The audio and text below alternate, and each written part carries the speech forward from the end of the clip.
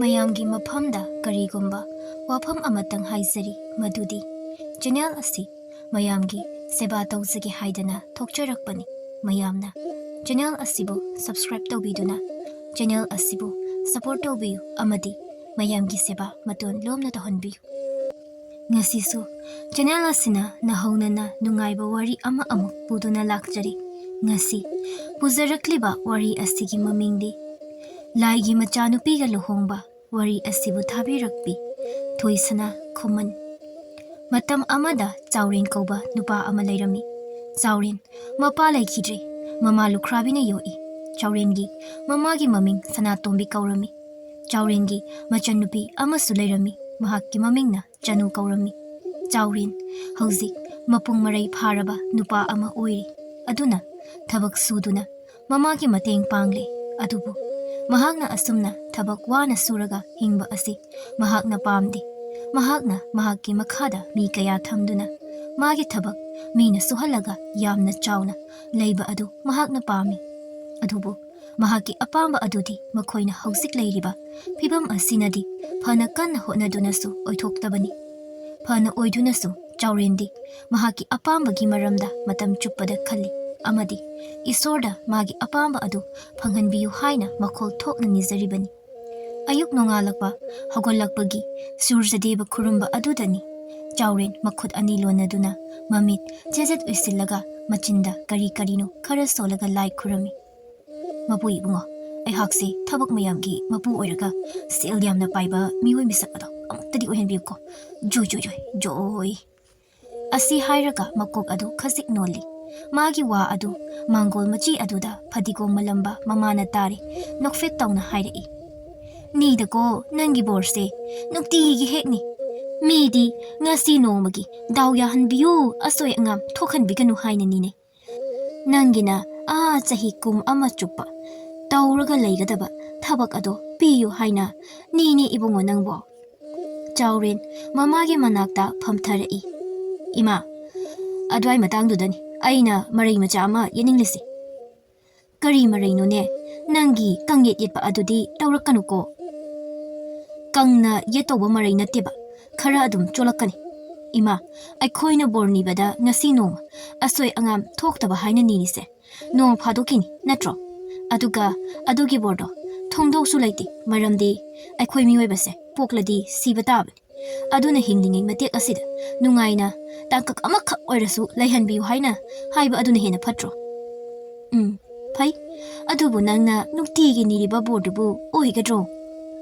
ꯑꯗꯨꯗꯤ ꯑꯩꯅ ꯍꯥꯏꯕ ꯉꯝꯗꯦꯗ ꯅꯨꯡꯇꯤꯒꯤ ꯑꯁꯣꯏ ꯑꯉꯥꯝ ꯊꯣꯛꯍꯟꯕꯤꯒꯅꯨ ꯍꯥꯏꯅ ꯅꯤꯔꯒ ꯑꯗꯨꯝ ꯁꯤꯔꯤꯁꯤꯅꯤ ꯑꯗꯣ ꯊꯨꯡꯕ ꯊꯨꯡꯗꯕ ꯑꯩ ꯅꯤꯗꯤ ꯅꯤꯔꯤꯕꯅꯤꯅ ꯑꯁꯨꯛ ꯀꯨꯏꯅ ꯅꯤꯔꯤꯕꯁꯦ ꯏꯁꯣꯔ ꯃꯥꯁꯨ ꯈꯖꯤꯛꯇꯤ ꯎꯕꯤꯕ ꯌꯥꯏꯗꯅ ꯇꯟꯖꯥ ꯑꯗꯨꯗ ꯆꯅꯨ ꯊꯣꯛꯂꯛꯏ ꯉꯁꯥꯏ ꯃꯈꯩ ꯃꯃꯥꯒ ꯃꯥꯒꯤ ꯃꯕꯨꯡꯒꯅ ꯁꯥꯟꯅꯔꯤꯕ ꯋꯥꯔꯤ ꯃꯍꯥꯛ ꯏꯃꯨꯡꯗ ꯊꯕꯛ ꯇꯧꯅ ꯇꯧꯅ ꯑꯗꯨꯃꯛ ꯇꯥꯏ ꯃꯕꯨꯡꯒꯤ ꯋꯥꯗꯨ ꯍꯦꯛ ꯂꯣꯏꯕꯒ ꯃꯥꯅ ꯑꯣꯏꯅ ꯁꯝꯖꯤꯜꯂꯛꯏ ꯂꯥꯏꯅꯁꯨ ꯎꯕꯤꯔꯣꯏꯗꯕꯗꯨꯕꯨ ꯑꯁꯤ ꯍꯥꯏꯔꯒ ꯆꯪꯁꯤꯟꯗꯨꯅ ꯃꯃꯥꯅ ꯇꯧꯔꯤꯕ ꯊꯕꯛ ꯑꯗꯨ ꯃꯥꯁꯨ ꯌꯥꯎꯁꯤꯟꯗꯨꯅ ꯃꯇꯦꯡ ꯄꯥꯡꯉꯤ ꯆꯥꯎꯔꯦꯟꯁꯨ ꯃꯆꯟꯅꯨꯄꯤ ꯑꯗꯨꯗ ꯍꯥꯏꯐꯦꯠ ꯌꯦꯡꯂꯝꯂꯒ ꯑꯃꯨꯛ ꯍꯥꯏꯔꯛꯏ ꯂꯥꯏꯅ ꯎꯕ ꯎꯗꯕ ꯍꯥꯏꯗꯨꯗꯤ ꯃꯥꯒꯤ ꯃꯊꯧꯅꯤꯗꯅ ꯑꯩꯒꯤ ꯅꯠꯇꯦ ꯑꯗꯣ ꯑꯩꯈꯣꯏ ꯃꯤꯑꯣꯏꯕ ꯑꯃꯅ ꯅꯤꯔꯤꯕ ꯕꯣꯔ ꯃꯌꯥꯝꯁꯦ ꯂꯥꯏꯅ ꯂꯣꯏꯅ ꯎꯔꯒ ꯂꯩꯔꯗꯤ ꯑꯩꯈꯣꯏꯒꯤ ꯃꯔꯛꯇ ꯂꯥꯏꯔꯕꯁꯦ ꯂꯩꯈꯤꯗ꯭ꯔꯣ ꯑꯗꯨꯗꯅꯤ ꯑꯗꯨꯅ ꯃꯤꯅ ꯃꯥꯅ ꯇꯧꯔꯨꯕ ꯑꯗꯨꯒꯤꯁꯨ ꯃꯈꯥ ꯄꯣꯟꯕꯅꯤ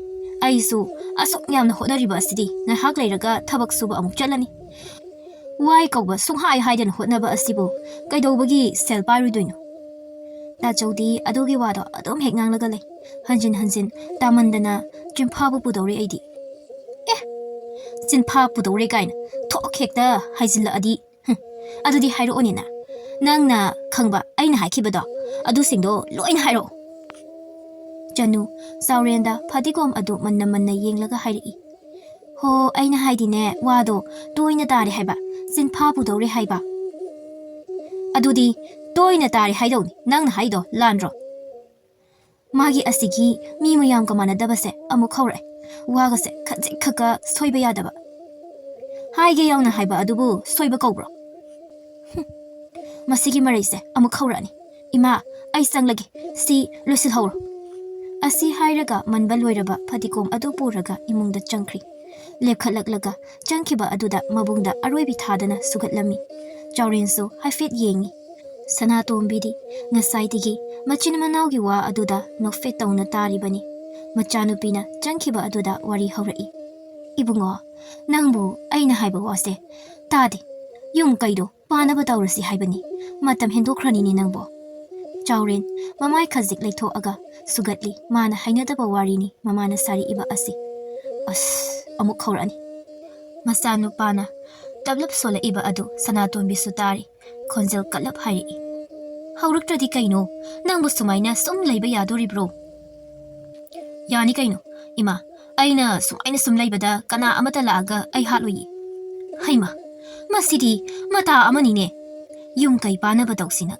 ꯅꯪꯁꯤ ꯑꯉꯥꯡ ꯅꯠꯇ꯭ꯔꯕꯅꯤ ꯌꯨꯝ ꯄꯥꯟꯕꯒꯤ ꯃꯇꯝ ꯆꯞ ꯆꯥꯔꯕꯅꯤ ꯃꯁꯤꯗꯒꯤ ꯍꯦꯟꯗꯣꯛꯈ꯭ꯔꯗꯤ ꯅꯨꯡꯉꯥꯏꯔꯔꯣꯏꯅꯦ ꯀꯔꯤꯒꯤ ꯅꯨꯡꯉꯥꯏꯔꯣꯏꯗꯣꯏꯅꯣ ꯑꯗꯒꯤ ꯍꯦꯟꯗꯣꯛꯑꯒꯅꯤ ꯅꯨꯡꯉꯥꯏꯗꯣꯏꯁꯤ ꯌꯦꯡꯉꯨ ꯇꯥ ꯇꯣꯃꯥꯜꯗꯤ ꯆꯍꯤ 38 ꯁꯨꯔꯀꯥꯟꯗꯅꯤ ꯂꯨꯍꯣꯡꯉꯤꯗꯨ ꯅꯨꯄꯤ ꯃꯁꯛ ꯐꯖꯕꯤ ꯁꯦꯜ ꯄꯥꯏꯕꯤ ꯑꯃ ꯂꯧꯔꯒ ꯍꯧꯖꯤꯛ ꯌꯥꯝꯅ ꯅꯨꯡꯉꯥꯏꯅ ꯂꯦꯜꯂꯤꯕ ꯑꯁꯤꯅꯤ ꯑꯗꯨꯕꯨ ꯀꯩꯒꯤ ꯋꯥꯅꯤꯒꯦꯅꯦ ꯇꯣꯃꯥꯜꯗꯨꯒ ꯅꯪꯒ ꯃꯥꯟꯅꯕ ꯌꯥꯔꯣꯏꯅꯦ ꯁꯦ ꯏꯃꯥ ꯋꯥ ꯍꯪꯒꯦ ꯅꯪꯒ ꯈꯪꯅꯕ ꯂꯩꯕ꯭ꯔꯥ ꯂꯩꯔꯒꯅ ꯏꯃꯥꯗ ꯍꯦꯛꯇ ꯑꯄꯥꯝꯕ ꯑꯗꯣ ꯍꯥꯏꯌꯨ ꯏꯃꯥꯅ ꯁꯤꯟꯒꯦ ꯏꯀꯥꯏꯒꯅꯨꯁꯦ ꯏꯃꯥꯗꯅꯦ ꯁꯦꯡꯅ ꯍꯦꯛꯇ ꯍꯥꯏꯌꯨ ꯆꯥꯎꯔꯦꯟ ꯃꯈꯨꯠ ꯑꯅꯤ ꯆꯪꯗꯨꯅ ꯃꯀꯣꯛꯇꯨ ꯈꯣꯔꯣ ꯍꯣꯠꯂꯤ ꯃꯍꯥꯛ ꯍꯩꯅꯗ꯭ꯔꯤ ꯍꯥꯏꯕꯅꯤ ꯐꯨꯛ ꯍꯧꯒꯠꯂꯒ ꯆꯠꯂꯁꯨ ꯃꯃꯥꯅ ꯑꯃꯨꯛ ꯂꯥꯛꯊꯔꯛꯀꯅꯤ ꯗꯟꯗꯤꯅꯤ ꯃꯍꯥꯛꯅ ꯐꯝꯂꯨꯕ ꯑꯁꯤ ꯁꯅꯥꯇꯣꯝꯕꯤ ꯃꯆꯥꯒꯤ ꯃꯑꯣꯡ ꯑꯗꯨ ꯈꯪꯗꯕ ꯅꯠꯇꯦ ꯑꯗꯨꯕꯨ ꯎꯁꯤꯜꯂꯨꯕ ꯌꯥꯗꯕ ꯃꯇꯥꯡ ꯑꯣꯏꯕꯅ ꯍꯥꯏꯔꯛꯏ ꯃꯈꯥꯒꯤ ꯆꯟꯕꯤ ꯑꯗꯨꯁꯨ ꯑꯉꯥꯡ ꯈꯖꯤꯛ ꯑꯣꯏꯕꯒꯤ ꯋꯥꯅꯤ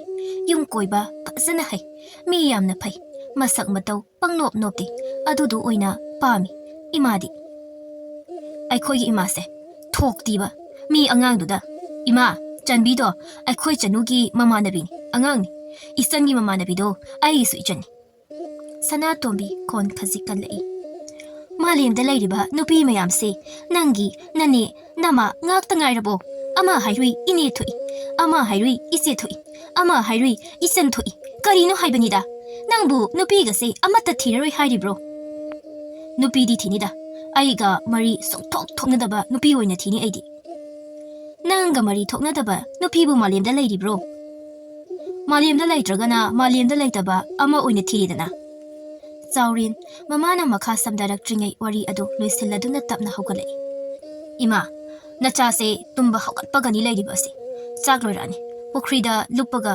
ꯏꯁꯥꯁꯦ ꯑꯃꯨꯛꯇ ꯁꯦꯡꯅ ꯏꯔꯨꯖꯔꯨꯈꯤꯒꯦ ꯆꯥꯎꯔꯦꯟ ꯍꯧꯒꯠꯇꯨꯅ ꯆꯠꯈ꯭ꯔꯤ ꯁꯅꯥꯇꯣꯝꯕꯤ ꯃꯆꯥꯅꯨꯄꯥꯗ ꯌꯦꯡꯗꯨꯅ ꯁꯣꯜꯍꯧꯏ ꯑꯁꯤꯕꯨ ꯑꯩꯕꯨ ꯀꯔꯝ ꯊꯣꯛꯇꯣꯏꯅꯣ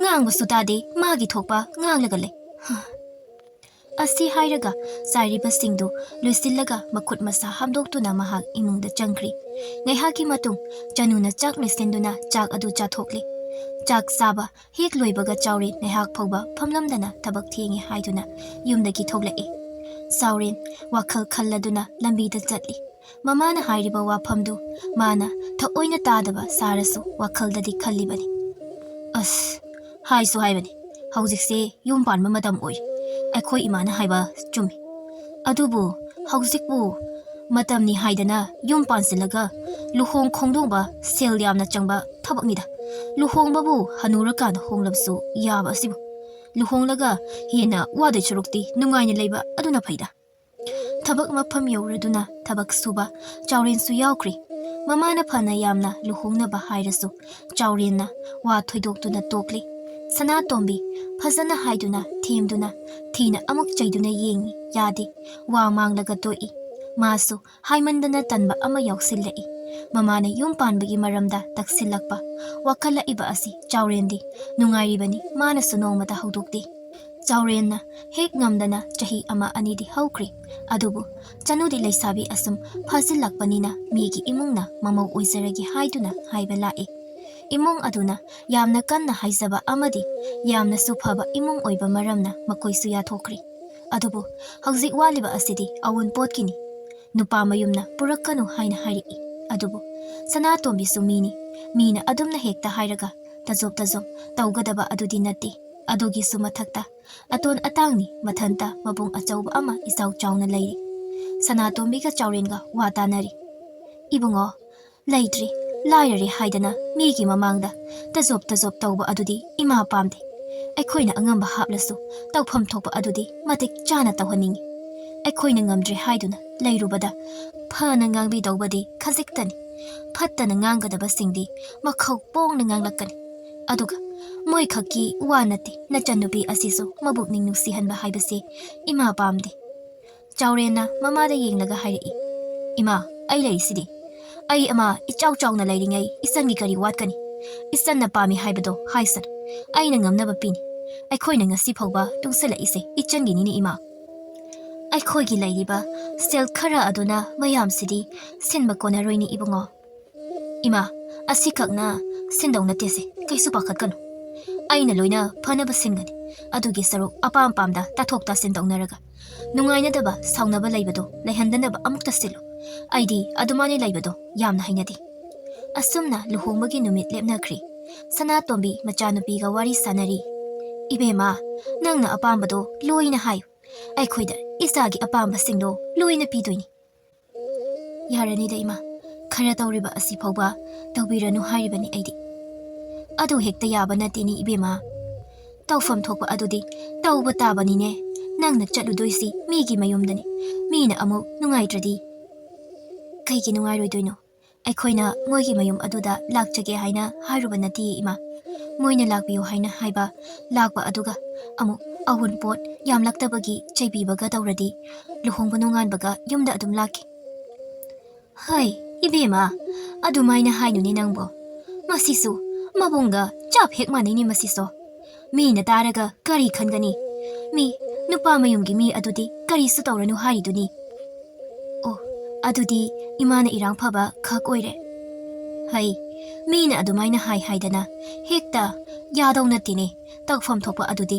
ꯇꯧꯕ ꯇꯥꯕꯅꯤ ꯍꯣ ꯇꯧꯐꯝ ꯊꯣꯛꯄꯗꯣ ꯑꯗꯨ ꯈꯛꯇ ꯇꯧꯕꯤꯌꯨ ꯇꯥꯆꯧꯅ ꯉꯁꯤ ꯎꯃꯪꯗ ꯆꯠꯂꯤꯗꯣ ꯃꯇꯨꯡ ꯃꯅꯥꯎ ꯆꯠꯀꯅꯨ ꯍꯥꯏꯌꯨ ꯑꯩ ꯊꯋꯥꯏ ꯅꯨꯡꯉꯥꯏꯇꯦ ꯃꯆꯥꯒꯤ ꯋꯥ ꯑꯗꯨꯗ ꯆꯅꯨ ꯃꯕꯨꯛꯅꯤꯡ ꯅꯨꯡꯁꯤꯔꯦ ꯍꯥꯏꯕ ꯈꯪꯉꯤ ꯃꯆꯥꯅ ꯑꯋꯥꯕ ꯎꯠꯄ ꯍꯩꯇꯕꯒꯤ ꯄꯉꯥꯡꯗ ꯉꯥꯡꯂꯤꯕꯅꯤ ꯁꯅꯥꯇꯣꯝꯕꯤꯁꯨ ꯃꯆꯥꯅꯨꯄꯤꯕꯨ ꯌꯦꯡꯗꯨꯅ ꯄꯨꯛꯅꯤꯡ ꯈꯖꯤꯛ ꯅꯨꯡꯁꯤꯔꯛꯏ ꯑꯗꯨꯕꯨ ꯃꯤꯠꯇ ꯄꯜꯂꯤꯕ ꯄꯤꯗꯨ ꯐꯤꯅ ꯍꯥꯏꯐꯦꯠ ꯅꯞꯊꯣꯛꯑꯒ ꯇꯨꯃꯤꯟꯅ ꯂꯩꯈ꯭ꯔꯤ ꯁꯣꯝꯗꯅ ꯆꯥꯎꯔꯦꯟ ꯎꯃꯪꯒꯤ ꯃꯆꯤꯟꯗꯒꯤ ꯈꯣꯛ ꯑꯆꯧꯕ ꯑꯃ ꯌꯥꯟꯕ ꯌꯥꯕ꯭ꯔꯥ ꯌꯦꯡꯒꯦ ꯍꯥꯏꯗꯨꯅ ꯂꯥꯛꯄꯅꯤ ꯑꯗꯨꯕꯨ ꯑꯁꯨꯝ ꯆꯪꯁꯤꯟꯈꯤ ꯀꯔꯥꯏꯃꯨꯛ ꯌꯧꯔꯕꯅꯣ ꯈꯪꯗ꯭ꯔꯤ ꯃꯤꯅ ꯂꯥꯡꯕ ꯈꯔ ꯇꯥꯔꯝꯕ ꯑꯗꯨ ꯀꯔꯤꯁꯨ ꯇꯥꯈꯤꯗ꯭ꯔꯤ ꯑꯁꯨꯝ ꯂꯥꯛꯄꯗ ꯈꯣꯛ ꯑꯆꯧꯕ ꯑꯃ ꯍꯧꯕꯗꯨ ꯎꯔꯤ ꯁꯤꯗ ꯑꯃꯗꯤ ꯍꯧꯔꯤꯗꯅ ꯆꯪꯁꯤꯟꯗꯨꯅ ꯌꯦꯡꯉꯤ ꯁꯤꯗꯤ ꯆꯥꯎꯏꯅꯦ ꯁꯤꯅ ꯆꯞ ꯆꯥꯔꯅꯤ ꯑꯉꯥꯡ ꯈꯔ ꯀꯧꯔꯒ ꯁꯤ ꯌꯥꯟꯕ ꯑꯃꯨꯛ ꯂꯥꯛꯑꯒꯦ ꯑꯁꯤ ꯍꯥꯏꯔꯒ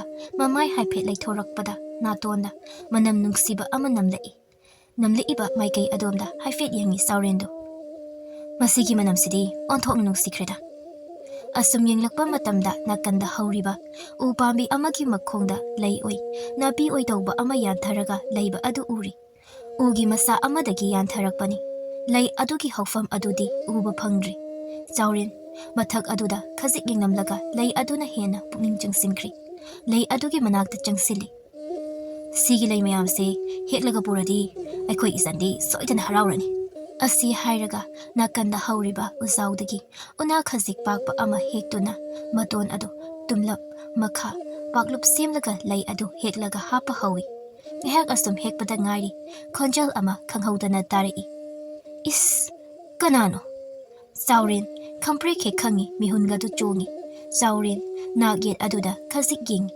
ꯃꯍꯥꯛꯅ ꯁꯨꯝ ꯑꯣꯟꯊꯣꯛꯂꯒ ꯃꯃꯥꯏ ꯂꯩꯁꯤꯜꯂꯛꯄ ꯀꯥꯟꯗ ꯃꯃꯥꯡꯗ ꯃꯁꯛ ꯃꯇꯧ ꯌꯥꯝꯅ ꯐꯖꯕꯤ ꯅꯨꯄꯤ ꯑꯃ ꯂꯦꯞꯂꯝꯃꯤ ꯆꯥꯎꯔꯦꯟ ꯈꯪꯕꯣꯏ ꯂꯥꯛꯄꯣꯏ ꯇꯔꯪ ꯆꯠꯂꯤꯀꯥꯟ ꯅꯨꯄꯤ ꯑꯗꯨꯅ ꯍꯪꯂꯛꯏ ꯅꯪꯕꯨ ꯀꯅꯥꯅꯣ ꯀꯔꯤꯒꯤꯅꯣ ꯅꯪꯅ ꯂꯩ ꯑꯁꯤꯕꯨ ꯀꯅꯥꯒꯤꯅꯣ ꯍꯥꯏꯕ ꯈꯪꯗꯅ ꯍꯦꯛꯂꯤꯕꯗꯤ ꯆꯥꯎꯔꯦꯟ ꯍꯧꯖꯤꯛꯇ ꯎꯔꯛꯏ ꯅꯨꯄꯤ ꯑꯗꯨꯒꯤ ꯃꯁꯝꯗ ꯂꯩ ꯃꯌꯥꯝ ꯑꯃ ꯊꯦꯠꯂꯤꯕ ꯑꯗꯣ ꯅꯨꯄꯤ ꯑꯁꯤꯗ ꯊꯦꯠꯂꯤꯕ ꯂꯩ ꯑꯣꯏꯔꯤ ꯃꯍꯥꯛꯅ ꯉꯁꯥꯏꯗꯒꯤ ꯍꯦꯛꯂꯤꯕ ꯑꯁꯤ ꯈꯟꯕꯗ ꯄꯥꯏꯔꯝꯕ ꯄꯣꯠꯇꯨ ꯈꯪꯂꯪ ꯂꯪꯊꯣꯛꯏ ꯑꯦ ꯀꯔꯤꯒꯤꯅꯣ ꯑꯁꯨꯛ ꯌꯥꯝꯅ ꯃꯃꯜ ꯇꯥꯡꯕ ꯂꯩ ꯃꯈꯩ ꯅꯪꯅ ꯂꯣꯏꯅ ꯍꯦꯛꯇꯣꯛꯂꯤꯕ ꯑꯁꯤ ꯀꯔꯤꯒꯤꯅꯣ ꯆꯥꯎꯔꯦꯟ ꯍꯧꯖꯤꯛ ꯈꯛꯇ ꯎꯔꯤ ꯃꯥꯅ ꯂꯩꯅꯤ ꯍꯥꯏꯗꯨꯅ ꯍꯦꯛꯂꯨꯔꯤꯕ ꯑꯗꯨꯗꯤ ꯅꯨꯄꯤ ꯑꯁꯤꯒꯤ ꯃꯁꯝ ꯑꯣꯏꯗꯨꯅ ꯂꯩꯔꯝꯃꯤ ingak ngakna yengli. Aihak ase umang asigi lairembini. Nahakna lay heklibagi maram karigino. Aduga mafam asida karigidamak lakpano. Saurinsu mana lakiba adugi maram marik chumnali. Wari pumba taraba matamda lairembi aduna saurenda hairei. Phare. Nahaki laising ase aina pirage. Nahakna pamba u asiso. Nahakna laubagi ayaba aina piri. Adubu. Aiwa amadi haige. Nahaki nachan Nupigi Luhongba loiraba matamda. Umang asida aina lainaba lay pambi makhal tara aduga u pambi kun thagadabani. Phagani aihak soidana thazaki. Nupi aduna magi samda hauriba laising aduga chap manaba lay khara ugi polang amada haplaga hairei adu uba matamda sauren hairei. Lay asi hapliba patra asi uradi imana karaidagino haina soidana hanglakani. Hoi chummi nahakna hairiba ado aihak amadi nahak thengnaki haibasi nahakna kanagumba amattada haiba yadi. Asumna lairembi aduna unada oina saduna laising ado chaurenda pirai. Chaurensu laising ado puduna lae. Janu mabungna heglapa laising ado ubada haraubana loiri. Asigi matung amu angang khara puraga u adu yanba lae. Janugi luhongba adusu naksilae. Saurinsu luhongba loitribanina umang aduda chatludri. Luhongba loiraba matung mangani sakauba adu phauba chaurin chatti. Sakauba loiraba matungda nongmadi mahakna umang aduda amuk khanna lae. Umang adugi nak yet akoibada koyek ngengduna hairei. Kadaidan aina amu kaudoriba asibo. Mahakna adumna chatlingaida tunglomdagi khonjal amana hairei. Aihak nahakpu lakani haiba tasengna thazai. Chauren mamai onthoktuna yengi lairembi adu lairami. Sauren makok khazik noli lairembi adusu saurengi waong aduda nokfet tawna yenglai. Nahaki nachanupi ado aihak yamna uningi. Nahakna mahakpu aigi ifamda amukta uhalu. Ngakpigani mahakti yumnak sagai hongkri. Aduna matam ama hektada mabu purakpa khudong chararoi. Apamba lay makhalsing hana haibiru. Nupi adusu ahanbada lay makhal ahum hairei. Aduga thagadaba mafam phauba hairei. Kharadi yami mafam adu lay makhal ahumdo khakpirasu. Sauren thabak ama oiri lay makhal adugi apikpa pambi chara amuk thini aduga amuk tharuni adubu mahak karisu haidi. Asumna nungti numit khudingi leptana unarakpana. Lairembi amadi chauren asum naksinnarai. Lay pambi thaba loiraba u pambi thaba adudi khara khazik luri. Mapambi kundi soidana thagadabani. Asumna toina wari sanaba amadi aduna makhoi ani thamoi nusinaraklami. Adubu makhoi anigi mari ado lairembi adugi mapa sorarena khangladuna lairembi adubu kauduna ngangba haurai. Nahakna adumna tawriba ase aikhoi pumba loina senthahangi haina khalibra. Mioiba amaga aikhoi kamdawna laiminagani. Kamdawna chara semgani. Ipa soraren nachabu ngakpiu. Nachadi mahakpu yamna nuksizaruri. Madu oithoktabani. Nang nasana nasa asi kanano haiba kauri. Aikhoigi oiba bor khanbagi thauramdi saying kaya ama pangthokani. Chayeng sing aduda mahak mai pakpa ngamgadra ngamoi. Maramdi mahakti taibang mioiba amani. Lairembi adusu kaisu hairudri. Lairiba chayeng ahum adudi mioiba amanadi mai pakpa ngamloi. Sanariba wari pumba lairembi adunasu amuk chaurenda tami. Wari pumba taraba matungda chaurena hairei. Naha adugidamakta karisu khangadu. Aihakna sayeng ado ngamnaba soidana hotnagani. Chayeng ado isor amadi sakti leiba mi khaktana ngamgadabani. Taibang mi amana chayeng ado ngamloi. Nungsiba haiba asina khwaidagi sakti leiba sakti aduni. Aina soidana ngamnaba hotnagani. Aihak hayeng nganna mafam asida soidana thungani. Nahak amadi aigi wari ase aigi imada aihak tamluki. Aduga chayeng adugidamak ai soidana lakani. Asumna hainaraba tongda sauren yumda lai. Mamada thokiba thokdoksing adu hek haubadagi ngasi hainakiba wari adu phauba loina tami. Wari pumba taraba matungda mamana hairei. Imagi ibungo nahakna wari ado imada hana marik chumna liba kaidawi. Ai, ima da lige haidunadi, khankibani. Adubu ima. Aikhoi mi'oibagi mi'yeng ase matam ayambada dangali. Aina hairuba matamda. Isor amaga taibang mi amaga karamna mari leinaba yagadagi haiduna imana athingba pirakladi. Imagi mayokta aina lepadu ngamloi. Aduga aigi nungsiba asisu kainaba ai ngamloi.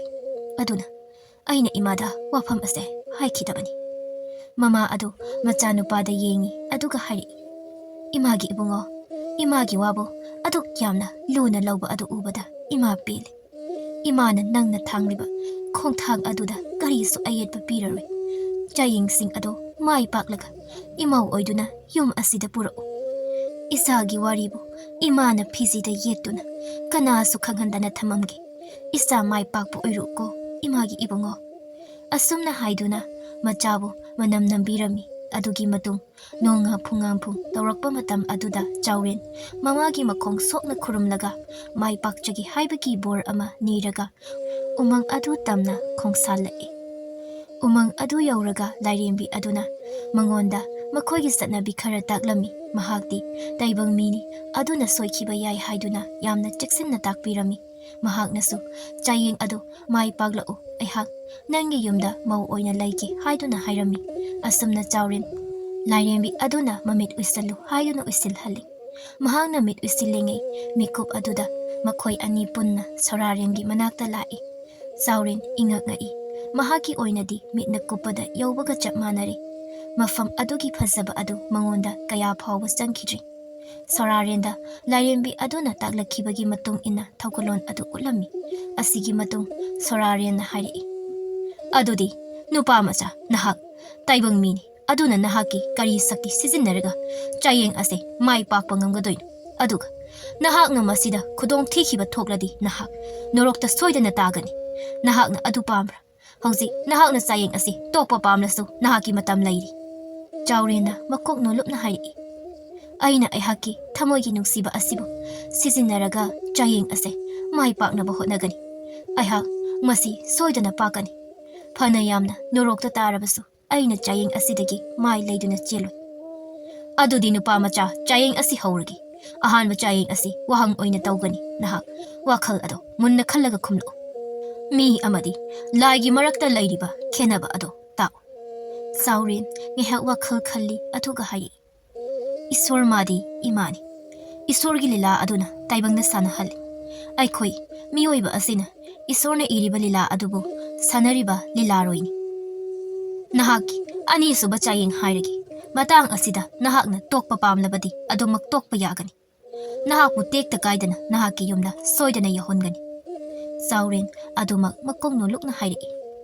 Ngakpigani aihak chayeng asidagi mai leiduna khak chelo.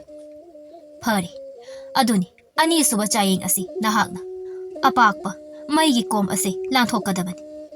Asi hairaga khudakta apakpa maina mahi oina chenba kom ama thokhalei. Kom adu yamna chawi. Maina mahi oiduna puruk haina sauduna lairi adu ubada lairembi adudi pakhatna chawrenda yengsarai. Sorarena wadu makhatana hairi. Nahakti taibang mini aduna ani suba chayeng asida aina nangi khudong chaba ama pigi. Nahakna apamba karigumba ama niyu. Maigi kom ase lanthokpa matamda sizinanaba nahakna pamba ado aina pigani. Sauren wakhal khalli thong sarabasu oithokloi mai asida hi su thokba yaroi. Yod phawba saudokpagi waphamni. Ising nigi hairasu ising yamna changani masi muthatpa ngamba. Natradi mahak soidana khudong thiba tagani. Soraren hanjinna amuk hairei.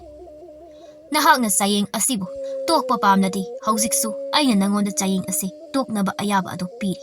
Nahak wakhal munda khalu nupa macha. Maigi kom achauba ase nahakna kamdongna langani. Chawren makok nona hairi. Aihakti taibang mini haiduna peningba khudong chaba aduda aigi apamba ama pini haiduna haibiki madu ai haizaragi. Soraren adu chawrenna maigi kom asok yamna zawraba kom asibu ubada kidaba aduda ngai adubu masu wa hari. Hayu nahakna apamba adu karino aina soidana pigani. Lairembi adu chawrenda pakhatna yenglai. Chawren nonglupa matau amada hairi. Hauzik khudakta nong akanba ama chuhanbiyu. matam khazik kuihanbiyu. Phari, hariba ado aihak tawragi. Asi haiduna nong chuhalai. Nong kanna chuba aduna maigi kom aduda tasilai. Phana kuina asum tasilakpadagi mai ado loina mutli maigi mahuta ising ipak oina oirari. Mataudu ubada lairembi adudi haraubana loiri. Sauren apakpa kom adu iroiduna lanthoi. Yamna sauba ipak oiba maramna mahakna lanthokpa adudi khazik wari. Asumna sormapi holaga leiba matau aduda sorarena amuk hanna hairi. Hauziksu nahakna pamlabadi chayeng ase tokpa tagani. Aihak ahum suba chayeng adugidamak semsari. Soraren aduna khudakta chaurengi lambi adu linna loina yomhalli. Linsing adu karigumba amasu khazili. Mayamda phatpham lambi amadi piri. Aduga lin adu loikraba matungda amuk maitan araba ngasangangba amuk mamangda thami. Aduga hek loibaga lairembi aduna leiriba mafam adu tari. Pumnamak semba loiraba matungda soraren hairi. Phari, nahakna tangzalin leiriba mafam asi lanthokpa ngamlaba matung maitan araba asigi amuk lanthoklaga aigi ichanupigi manak yauba ngamlabadi nangonda ichanupi pigani. Masina ahum suba amadi aroiba chayeng aduni. Nahakna tokpa pamlasu hauzik phauba aina nangi matam piri chayeng asi hek haukiba thokladi aina nangonda tokpagi ayaba adu piru. Wakhal munna khalu nupa macha. Chauren tapna haugalai aduga leiriba linsing aduda yengi. Linsing adu asum yengba matamda linsing adugi marum amadi apikpa nachaksingi khaziliba lambi adugi matai machi singda leina mahak thengnarami. Asigi matung Chauren marum leiriba adugi nakanda changsinduna khubak hauna khui. Linsing aduna yengthokpa matamdadi matum sing adu uri. Khara pikpa linsing hana changki adugi matung achauba sing amuk changki. Apikpa sing aduna amomni aduga achauba sing aduna labani. Asum tawduna linsing adu magi macha amadi matugi manakta matairomda laikrabanina mayai lambi adudi hangle. Asidagi Chaurenna mayai lambi adomda oina lae. Adubu handak landawriba asina maitan arabini. Handakti mahaki atopa upai amata leitri masina aroiba chayeng oigadawribani. Lairembi adu Chaurenda ira thangna yenglai. Adubu Chauren karisu khanda maitan araba aduda chatba haurai. Makhong adu saba haurai. Adubu mahakna chatpadu tokti. Maya ani adu krak krak chiksinaraga asum chatli. Mana chatpada maitan araba adu lanthokle. Aduga lairembi adugi manakta yauri. Adubu Chauren lepa ngamre mahak leimaida turi. Lairembi aduna changsinduna Chauren bu saugatpi. Soraren adusu hauzikti Chaurena mai paklabanina chanpham leitri. Phari, hauzikti nahakna chayeng ase mai paklabani nahak aigi icha asibu puduna chatpa yarani. Adubu taibang mi amaga lai amagadi kaidawnungda khak punba yarui. Aduna aigi icha ase lairembi oidrabani. Asi haiduna lairembi ado masak matau phajaba nupi amada onhalai. Lairembina Chaurengi asokpasing adusu loina phahallami. Makhoi anisu sorarenda khurumlami. Sorarena makhoi anibu mayum tamna amu minna kupada yauhalai. Chaurengi mama ado thawai wana yengduna leirami. Masa lakpa ubada harauna chinsilai amadi mamabu taramna oklami. Chaurena thokiba thaudokpumba mamada loina tami. Mamasu machana kaisu thoidokpa tawdana lakpa ubada yamna haraurami. Asigi matung makhoi anigi luhongbagi tarik ama leplammi. Amadi makhoi ani yamna chawna luhonglami. Nupi mayumdi leikaigi ahal amagi yumda sakhri. Makhoinasu lairembi asigi wari pumba losinkri. Luhongba loiraba matung Chauren hanakum thabak suba amuk chatlammi. Ikui kuidana tawriba thabak khuding mai paktuna Chauren yamna paisa pairami. Mahakna ninglamba adusu thunglammi. Machanupi chanusu lairembi aduga unari. Amadi Chauren mahaki mama lairembi thadoi makhoi punna nungaina pankirami.